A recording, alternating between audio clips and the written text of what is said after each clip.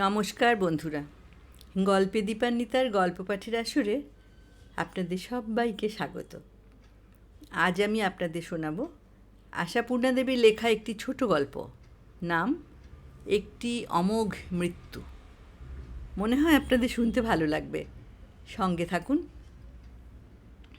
কদিন পরে, মাত্র আজই সকাল থেকে আবার সংসারের দিনযাপনের রীতিটা সহজ খাতে বইতে শুরু করলো।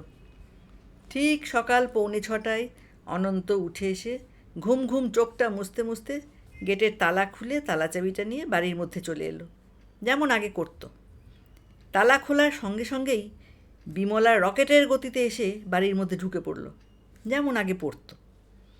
বিমলা ঢুকে আসার পরই অনন্ত জলের পাম্পের সুইচটা অন করে দিল, যেমন আগে দিত।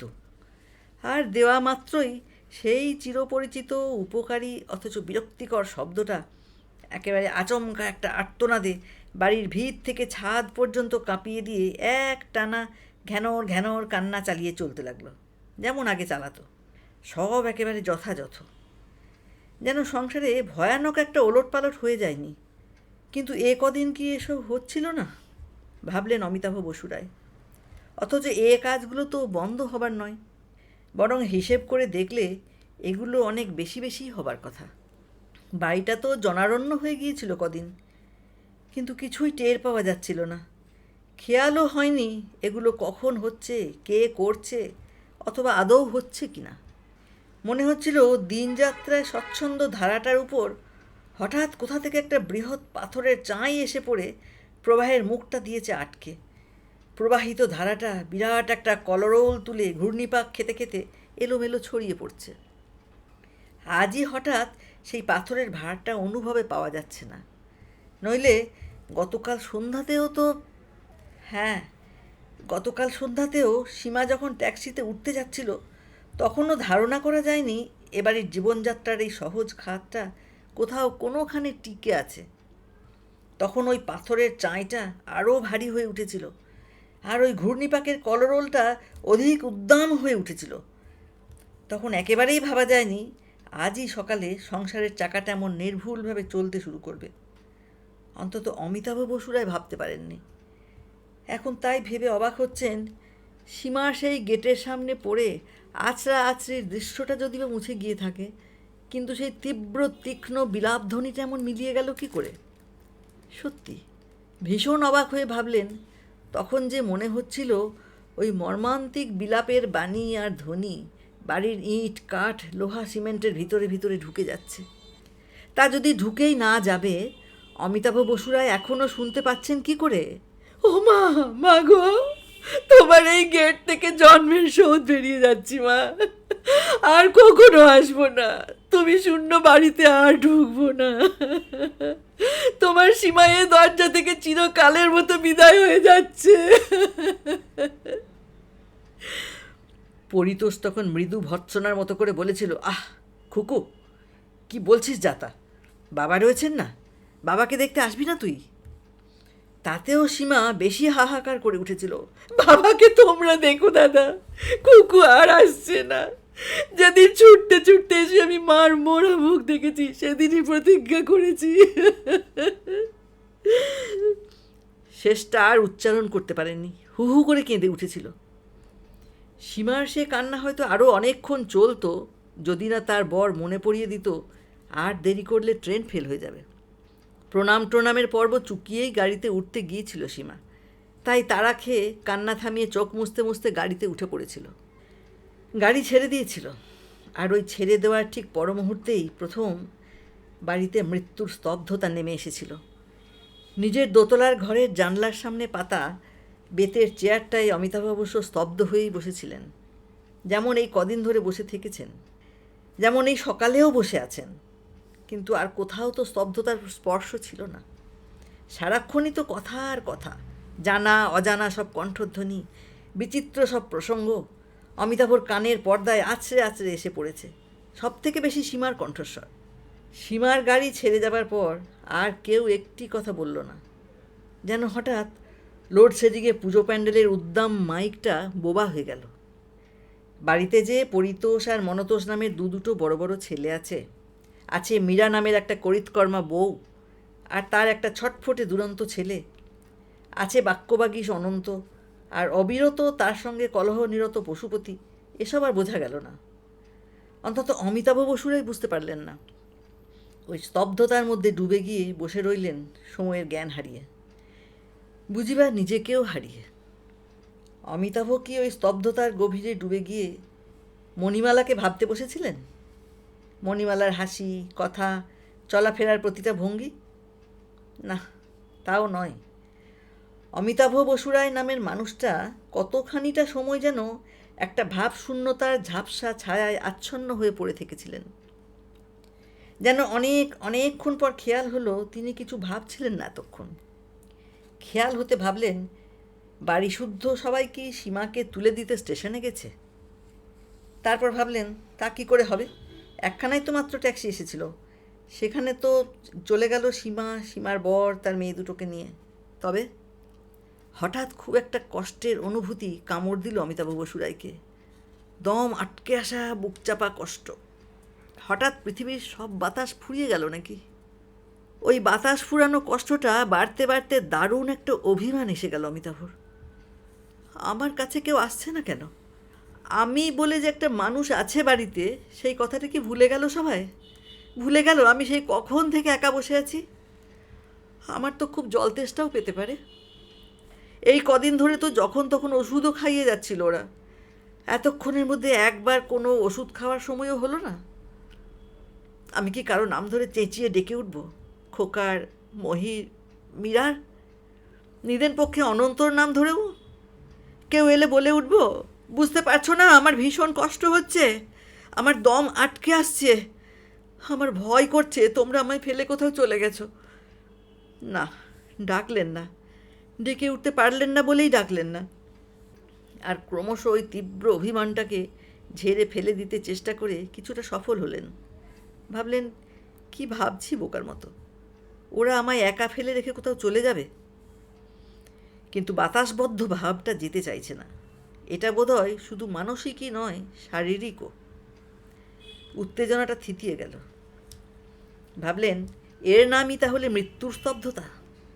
আর এই স্তব্ধতার শিকার হবার ভয়েই তাহলে একটা মৃত্যুর সঙ্গে সঙ্গে 100 রকম আচার অনুষ্ঠান, নিয়মনিষ্ঠার সমারোহের মধ্যে আত্মরক্ষার ব্যবস্থা। আজীবনই দেখে আসছেন অমিতাভ পরিবারের কারো মৃত্যু ঘটলে একটা পারিবারিক সমারোহময় সম্মেলন। কিন্তু তার কারণ নিয়ে চিন্তা করার কথা মনে পড়েনি কখনো। আজ হঠাৎ মনে পড়ল। কদিন ধরে বাড়িতে কত লোক, কত কথা, কত আয়োজন। ডেকোরেটরের লোকেরা যখন ছাদে প্যান্ডেল খাটাবে বলে মাল মশলা, বাঁশ দড়ি এনে গেটের সামনে ফেলেছিল, বিয়েবাড়ির মতন লাগছিল। খুকুর আর পরিতোষের বিয়ে তো এই বাড়িতে আসার পরই হয়েছে। এ কদিন জানলার ধারে এই বেতের চেয়ারটায় বসে বসে কত কিছুই দেখতে পেতেন অমিতাভ। ঝাঁকা মুটের মাথায় চাপিয়ে বাজার আসছে, যখন তখন হাঁড়ি হাঁড়ি দই আর বাক্স বাক্স মিষ্টি আসছে। অনন্ত মিনিটে মিনিটে গেট ঠেলে বেরিয়ে যাচ্ছে আর ফিরে আসছে। কী জন্যেই বেরোনো বুঝতে পারছিলেন না অমিতাভ। জিজ্ঞেস করতে ইচ্ছে করতো না, কথা কইতে উৎসাহ আসতো না। অথচ এখন ইচ্ছে হচ্ছে। মনে হচ্ছে ওরা যদি কেউ কাছে এসে বসতো, পরিতোষ, মনতোষ অথবা মীরা, অমিতাভ কথা বলে বাঁচতেন। সে কি এই স্তব্ধতার হাত থেকে মুক্তি পেতে? অনেকক্ষণ পরে অমিতাভর মনে হলো যেন যুগ যুগান্তর পরে অনন্ত এলো হরলিক্স নিয়ে। জগতে কত রকম নতুন নতুন পানীয় দেখা দিয়েছে, ভিটামিন বহুল, প্রোটিনযুক্ত। অমিতাভ এই আদি অনন্তকালের হরলিক্সটি ধরে বসে আছেন। মণিমালা বলতেন, বেজায় রক্ষণশীল মন তোমার, নতুন কিচ্ছু নিতে চায় না। তখন অমিতাভ বসুরায় নামের এই গম্ভীর মানুষটা হাসি চাপা গলায় বলতেন, নিতে চায় না সেটা তোমারই ভালো, চাইলে মুশকিল হতো।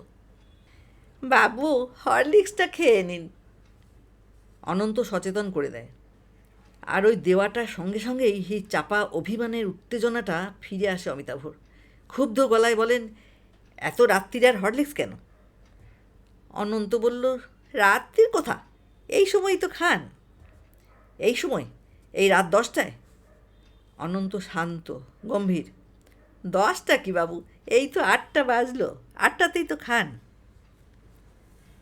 ওর ওই শান্ত ভঙ্গিতে ভারী রেগে গেলেন অমিতাভ। প্রায় ক্ষেপে যাওয়া গলায় বললেন, এতক্ষণে সবে 8টা বাজলো, এই বোঝাতে এসেছিস তুই আমায়? ঘড়িগুলোও বুঝি বাড়ির ভয়ে কাঁটা সবাই। তারপর অনন্তও একটু নিঃশ্বাস ফেলল, বলল, আর কেউ বলতে আসবেও না। মাসিমাই ছুটে ছুটে এসে সংসারের সকল খবর, সকল বার্তা আপনার গোচর করে যেতেন। অমন জমজমাটি মানুষটা কর্পূরের মতো উবে গেল। এই তো পৃথিবী। দার্শনিক এই মন্তব্যটি করে বিদায় নিল বাক্যবাগীশ অনন্ত। অমিতাভ যেন অবাক হয়ে বসে রইলেন। অসময়ে শুতে চান না, রাতে ঘুম হবে না ভয়। তারপর অনেক রাত্রে, কিংবা অনেক রাতে নয়, অমিতাভর মনে হয়েছিল অনেক রাত, পশুপতি অমিতাভর রাতের খাবার নিয়ে এসেছিল। 2খানা টোস্ট, 1 প্লেট স্টু। পশুপতির সঙ্গে মনতোষ এসে দাঁড়িয়েছিল। অমিতাভর হঠাৎ ওর দিকে তাকাতে লজ্জা করল। চোখ নিচু করে অস্ফুটে বললেন, তোমরা খাবে কখন? মনতোষ আস্তে আস্তে বলল, কিছু খাবো না, স্রেফ 1 গ্লাস জল খেয়ে শুয়ে পড়ব। অমিতাভর মনে হলো এ বিষয়ে বোধহয় তাঁর কিছু দায়িত্ব জন্মেছে এখন। সোজা হয়ে বসলেন, বললেন, কেন? মনতোষ বলল, ভীষণ বেলায় খাওয়া হয়েছে, খুকুরা বেরিয়েছিল, ফিরতে দেরি হলো। কিন্তু এসব তো গতকালকের কথা। অমিতাভ জানেন না রাত্রে কেউই কিছু খেয়েছিল না সকলেই স্রেফ 1 গ্লাস জল খেয়ে শুয়ে পড়েছিল। তার নিজের তো খেতে খেতে মনে হচ্ছিল সেই পাথরের চাঁইটা গলার মধ্যে আটকে আছে, অথচ আজ সকালের চেহারা আশ্চর্য রকমের স্বাভাবিক। অদ্ভুত না? অমিতাভ বসুরায় দেখলেন আজ ঠিক 7টায় তার ব্রেকফাস্ট এসে গেল, যেমন আগে আসতো। ছানা, বিস্কিট, কর্নফ্লেক্স, আপেল সিদ্ধ আর চা, অবিকল আগের মতো। হঠাৎই গেটের সামনে চোখ পড়ল, দেখলেন সেই প্রকাণ্ড নীলরঙা স্কুল বাসটা গেটের সামনে দাঁড়াচ্ছে। আজ আর কেউ কোনোখান থেকে ভারী ভারী গলায় বলে উঠল না, যাবে না। আজ টোটো স্কুলের ইউনিফর্ম পরে, কাঁধে ওয়াটার বটল আর হাতে বইয়ের ব্যাগ ঝুলিয়ে অমিতাভর ঘরের দরজায় এসে দ্রুত লয়ে বলল, দাদু টাটা। তারপর দূর দাঁড়িয়ে নেমে গেল যেমন বরাবর যেত। আর ঠিক আগের মতোই অনন্তর হাতে ব্যাগটা ধরিয়ে দিয়ে তড়াক করে বাসে উঠে পড়ে ঝুঁকে হাত বাড়িয়ে ব্যাগটা তুলে নিল। এরপর নিশ্চয়ই বাজার চলে গেল অনন্ত। তাই নিয়ম ছিল, টোটোকে বাসে তুলে দেবার সময়ই বাজারের থলি আর টাকা নিয়ে নামতো। কিন্তু বাজারের তালিকাটা গুছিয়ে বলে দেবে কে? বারবার সমঝে দেবে কে অনন্তকে, যাতে না কিছু আনতে ভুল হয়ে যায়? অমিতাভ একটা খেইহারা সুতোর জট হাতে নিয়ে বসে রইলেন। ঘড়ির কাঁটাটা সরতে চায় না কেন? বেলা এত বড় হয়ে গেল কেন? তবু একসময় ঘড়ির কাঁটা নড়ল। মনতোষ অফিস যাবার সাজে এসে এ ঘরের দরজায় এসে দাঁড়ালো। মনতোষের ন্যাড়া মাথায় একটা সাদা গান্ধী টুপি চড়ানো, মুখটা অন্যরকম লাগছে। মনতোষ অবশ্য ভাইপোর মতো টাটা করলে না, তবে ভঙ্গিটা প্রায় একই। বলল, বাবা চলি। আজই ছুটি ফুরিয়ে গেল। ফুরোলো আর কি, গতকাল পর্যন্তই বলা ছিল। অমিতাভ আসতে বললেন, এত কষ্ট গেল, আর 2-1 দিন রেস্ট নিলে পারতে। না, কি হবে বাড়ি বসে থেকে? সব লোকগুলোর মতো ঘুমিয়ে পড়েছিল? ঘুমিয়ে পড়বে কেন বাবু, ঠিকই চলছিল। দিদিমণি ট্যাক্সিতে উঠল কাঁটায় কাঁটায় 7টা, তারপর এই 8টা বাজলো। দিদিমণি, তার মানে সীমা? অমিতাভ আরও উত্তেজিত হলেন। সীমা চলে যাবার পর মাত্র 1 ঘন্টা সময় পার হয়েছে। অনন্তকালের অনুভূতি বয়ে আনা এই সময়টা মাত্র 1 ঘন্টা।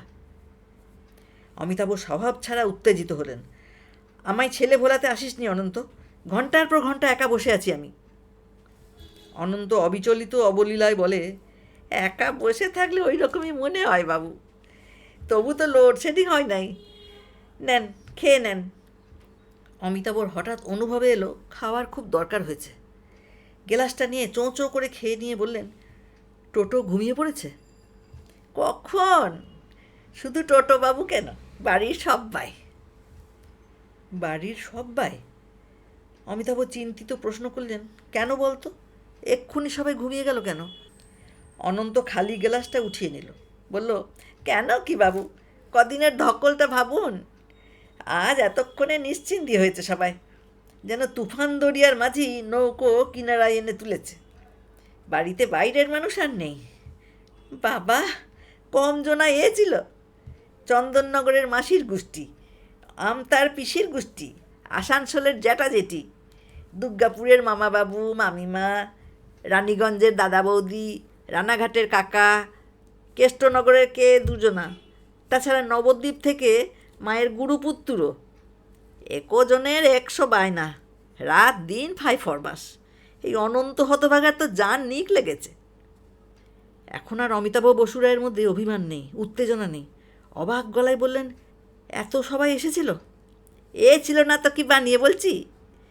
তবু ওনাদের সঙ্গে ছানাপোনাদের কথা তো বলি নাই। অমিতাভর কণ্ঠস্বর স্খলিত। এত সকলের ব্যবস্থা কে করলো অনন্ত?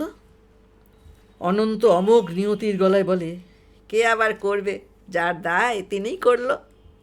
দায় বলে দায়, সাউরি মরা দায়। দাদাবাবুদের তো মাতৃদায় বটেই, বৌদিদির দায় তারও অধিক। বাপস, নানান জনের নানান ফেচাং। ইনি এটা খান না, উনি ওটা খান না, গিন্নির আবার পশুপতির হাবে খাবেন না। বলিস কি অনন্ত? অমিতাভ বসুরায় প্রায় শ্বাসরুদ্ধ হয়ে আসে। দুদিন ধরে মাঝে মাঝেই অনেকজন এসে এসে অমিতাভর কাছে বিদায় নিয়ে গেছেন। কেউ কেঁদে, কেউ চোখ মুছে, কেউ নীরব বিষণ্ণতায়। অমিতাভ সকলকে তেমন করে লক্ষ্যও করেননি। তাদের জন্য যে এত সব ঝামেলার ব্যাপার ছিল তা কে জেনেছে? অনন্ত আরও অবলীলা অবহেলায় বলে, শুধু কি তাই, একজনের বিধেন। কেউ বলে গঙ্গা জল খেতে হয়, কেউ বলে চা খেতে নাই, কেউ বলে আজকাল কেউ এত মানে না, কেউ বলে মা তো কারো একবার বই দুবার মরে না, কষ্ট একটু করলেই বা।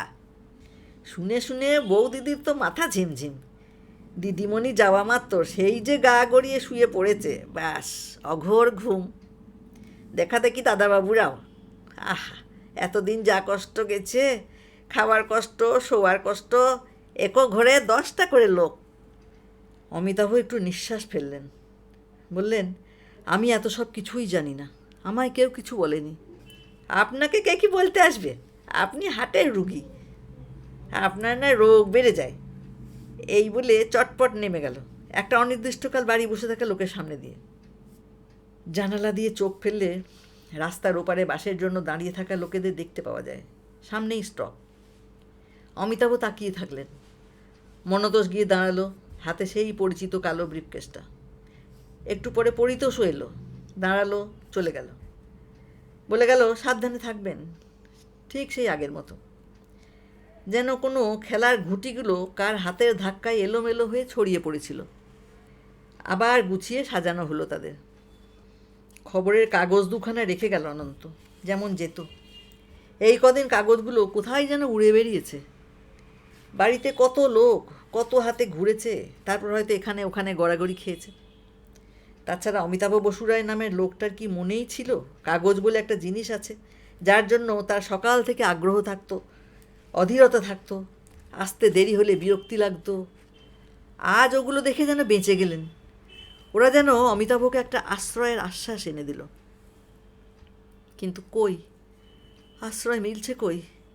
পড়তেই যে পারছেন না। কাগজ পড়ার সময় কি যেন একটা থাকতো, যাতে সবটা ভরাট আর আলো আলো থাকতো। ওহ, একটা উজ্জ্বল উপস্থিতি, একটা অকুণ্ঠ কণ্ঠ। তুমি আগে ইংরেজিখানা পড়ো তো, বাংলাখানা আমায় দাও, পড়ে নি। সেই উজ্জ্বল উপস্থিতি, সেই অকুণ্ঠ কণ্ঠ সব কিছু আলোকিত করে রাখতো না। এই ঘর, বারান্দা, রাস্তা, পথ চলতি মানুষ আর গাড়ি।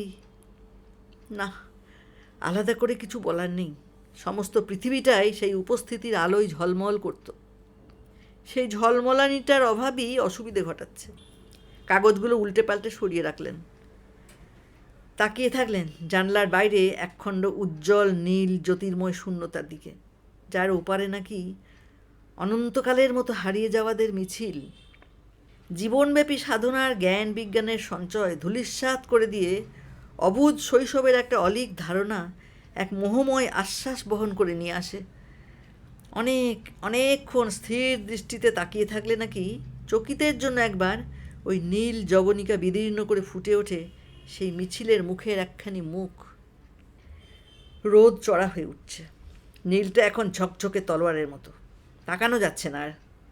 চশমাটা খুলে মুছে নিলেন অমিতাভ। আর ঠিক তখনই খেয়াল হলো, অনেকক্ষণ থেকে একটানা একটা কাকের ডাক শোনা যাচ্ছে, বাড়িরই কোনোখানে। আশ্চর্য, কেউ ওটাকে তাড়িয়ে দিয়ে বলে উঠছে না কেন, দূর হ লক্ষ্মী ছাড়া, কেবল অপয়া ডাক ডেকে মরছে। অমিতাভ কি কাউকে জোরে ডেকে বলবেন, কাকটাকে কেউ তাড়াচ্ছ না কেন, শুনতে পাচ্ছ না কি বিশ্রী ডাকছে? কিন্তু কি করে বলবেন? অমিতাভই না হেসে হেসে বলতেন, খোকা দেখ, তোদের মা প্রথমাখ্যানও পড়েনি, জানে না কাক ডাকে কাকা, আগে অ পরে আ। মীরা এলো, বলল, বাবা আপনার স্নানের সময় হয়েছে। তারপর কাগজগুলো গুছিয়ে রেখে বলল, কদিন যা গোলমাল গেল, ভীষণ অনিয়ম হয়েছে আপনার, নাওয়া খাওয়া কিছুই ঠিক মতো হয়নি। এবার একটু নিয়ম মতো অনন্তকে পাঠিয়ে দেব হেল্প করতে। অমিতাভ তাড়াতাড়ি বললেন, না মা, দরকার হবে না। অমিতাভর নিজস্ব স্নানের ঘরে সবই হাতের কাছে আছে, তাছাড়া একটা ভারী টুল পাতা আছে, মণিমালার ব্যবস্থা। হার্টের রোগীর পক্ষে দাঁড়িয়ে স্নান করা ক্ষতিকর, এই তাঁর ধারণা ছিল। স্নানের ঘরের দরজাটা বন্ধ করে দিলেন অমিতাভ। এখন কিছুক্ষণের জন্য নিজেকে ছেড়ে দেওয়া যায়, জলের ট্যাপটা খুলে দিয়ে চুপি চুপি কথাও বলা যায়। কিন্তু কি বলবেন? মণি, তুমি চলে গেছো, এই ভয়ঙ্কর ঘটনাটা আমি কিছুতেই অনুভব করতে পারছি না। কেন কেন ভেবে ভেবে মনে করতে হচ্ছে তুমি নেই, অথচ তুমি সত্যিই চলে গেছো। এই পৃথিবীর কোনোখানে কোথাও আর দেখতে পাওয়া যাবে না তোমাকে। নাকি বলবেন, মণি, তোমায় বাদ দিয়ে আমার অস্তিত্ব কোথায়, কিসের ওপর থাকবো আমি বুঝতে পারছি না। আচ্ছা কেনই বা থাকবো বলো তো, আমাকে আর কার কি দরকার? ঠক ঠক, দরজায় ধাক্কা পড়ল। বাবু কতক্ষণ চান করছেন? অনন্ত খোঁজ নিতে এসেছে, যেটা মণিমালা নিতেন অমিতাভর অসুখ করা অবধি। একটু দেরি হলেই দরজায় টোকা দিয়ে সাড়া নিতেন। তাই বলে অনন্ত এত আস্পর্ধা হলো কি করে? কে বলেছে ওকে এত সর্দারি করতে? অমিতাভর ইচ্ছে হলো চেঁচিয়ে বলে ওঠেন, বেশ করব আমি, যতক্ষণ ইচ্ছে চান করব, তোদের কি? কিন্তু ইচ্ছে হলেই কি বলা যায়? তাড়াতাড়ি বেরিয়ে এলেন তোয়ালে দিয়ে মাথা মুছতে মুছতে। অনন্ত বলল, বৌদিদি বলছিল আর আপনার বাথরুমে ছিটকিনি লাগিয়ে চান করা চলবে না। ওহ, এই তো সুযোগ, এই ছুতোয়ও তো চেঁচিয়ে উঠতে পারেন অমিতাভ, বলতে তো পারেন। কেন কেন শুনি, আমার ওপর তোমাদের হঠাৎ এত খবরদারি কিসের? উঠতে বসতে তোমাদের মতে চলতে হবে নাকি আমাকে? হঠাৎ একবার জোরে চেঁচিয়ে উঠতে ভীষণ ইচ্ছে করছে অমিতাভর, সীমার মতো জোরে। কিন্তু অমিতাভ একটা ভদ্র ব্যক্তি তো নাকি? নিঃশব্দে চলে এলেন ঘরে, অথচ সেই হঠাৎ খুব চেঁচিয়ে ওঠার একটা দুরন্ত ইচ্ছে মনের মধ্যে পাক খেয়েই চলেছে। অনন্ত এলো, বাবু কদিন তো গোলেমালে আপনার খাবার এ ঘরেই দেওয়া হয়েছে, বৌদি বলল আজ টেবিলে আসুন। খাবার টেবিলের ধারে মীরা দাঁড়িয়ে বলল, অনন্ত পাখাটা বাড়িয়ে দে। অমিতাভ আহারের আয়োজনের দিকে তাকিয়ে আসতে বললেন, এই সব চিকেন ফিকেন। মীরা শান্ত কোমল গলায় বলল, নিয়মভঙ্গ তো হয়ে গেছে বাবা, আর দোষ নেই। কদিন যা খাওয়ার কষ্ট গেছে আপনার, আমরা তো তবু দই মিষ্টি ফল টল খাচ্ছিলাম, আপনারই। পাতের কাছে নুনের পাত্রটা এগিয়ে দিল, তারপর গলাটা একটু তুলে বলল, পশুপতি বাবুকে পলতার বড়া দাওনি? কি আশ্চর্য! তা আশ্চর্য হবারই কথা, কারণ জিনিসটা তুচ্ছ হলেও অমিতাভর বিশেষ প্রিয়। পুরনো লোক পশুপতি সেটা জানবার কথা, কিন্তু মীরা কী করে জানল? মীরা তো কখনো টেবিলের ধারে এসে দাঁড়িয়ে থাকতো না। ফ্রিজ থেকে দই বার করে এনে পাতের কাছে রাখলো মীরা, ঘরে পাতা মাঠা তোলা দুধের দই, পরিচিত নীলাভ কাঁচের বাটিতে। অমিতাভ বসুরায় নামের ভদ্র ব্যক্তিটি এখন সেই ভয়ানক চিৎকার করে উঠতে ইচ্ছে করল, যেরকম চিৎকার মহাশূন্য ভেদ করে কোনো একটা নামহীন কায়াহীন ছায়ালোকে গিয়ে পৌঁছতে পারে। মণি, মণি, তোমার সংসারকে তুমি এত নিখুঁত তালিম দিয়ে রেখেছো কেন? কেন এরা এমন নিখুঁতভাবে নির্ভুলভাবে তোমার সংসারকে চালাবে, যাতে বোঝাই যাবে না তুমি আছো কি নেই? না না, এ ঠিক নয়, এ ঠিক নয়। খুব ভুল করেছো তুমি মণিমালা। আমার ইচ্ছে হচ্ছে সব কিছু এলোমেলো হয়ে যাক, সব কিছু উল্টোপাল্টা। এরা হোঁচট খাক, দিশেহারা হোক, এদের অক্ষমতা প্রকাশ পাক, অপটুতা ধরা পড়ুক। সবাই বুঝতে পারুক কি নিপুণভাবে সব কিছু চালিয়ে এসেছো তুমি এ যাবৎ। কিন্তু তা হচ্ছে না, তা হয়নি। বাড়িতে এত লোক এসে এত দিন ধরে থেকে গেল, আমি টেরও পেলাম না। তার মানে কোনো বিশৃঙ্খলা হয়নি, কোনো অস্থিরতা। এতে আমার কি ভীষণ রাগ হচ্ছে মণি, কি ভীষণ দুঃখ। বুঝতে পারছো না? এ তো দস্তুর মতো তোমার অপমান। তার মানে আমারও অপমান। মণি, আমি কি কটু হব, রুক্ষ হব, জোরে জোরে প্রশ্ন করব, কেন তোমরা এত নির্ভুল হবে? তোমাদের মধ্যে কি একটুও নম্রতা থাকতে পারতো না? একটু সৌজন্য, কিছু না হোক একটু সেন্টিমেন্ট? বাবা, আপনি যে কিছুই খাচ্ছেন না, সকালে ব্রেকফাস্টও প্রায় সবই ফেলে রাখলেন। আজ তো তাহলে একবার ডক্টর মিত্রকে আসতে বলতে হয়। ভালো করে একবার দেখুন। অমিতাভ চমকে উঠলেন, যেন চুরি করতে গিয়ে ধরা পড়ে গেছেন। তাড়াতাড়ি বললেন, কেন ডাক্তার কেন, এই তো খাচ্ছি তো। প্রমাণস্বরূপ পরপর 2 গ্লাস ভাত মুখে পুরে ফেললেন। আলাদা একটা প্লেটে মীরা অমিতাভর মাছটার কাঁটা বেছে রাখছিল। সেটা ওর পাতের কাছাকাছি এগিয়ে দিয়ে একটু হেসে বলল, যত টেস্টফুল মাছগুলোতেই যত মাছের কাঁটা, দেখেছেন বাবা? অমিতাভর চোখটা ইদানিং বেশি খারাপ হয়ে যাওয়ায় তার মাছের কাঁটা বেছে দেওয়া হতো। আজও হলো। অমিতাভ আর চেঁচিয়ে উঠতে চাইলেন না, শুধু একটা হতাশ নিঃশ্বাস চেপে ফেললেন।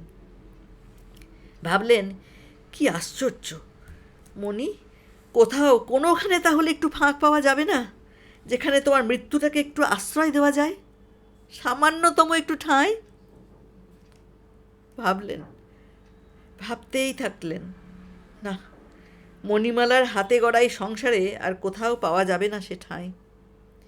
অমিতাভ অনুভব করছেন সে মৃত্যুটারই মৃত্যু ঘটেছে। শবদেহটাকে তুলে রাখবার গরজ কার অমিতাভ বসুরায় ছাড়া? অমিতাভ তাই ওই শবটাকে খুব সাবধানে আপন পঞ্জরাস্থির মধ্যে লুকিয়ে ফেললেন।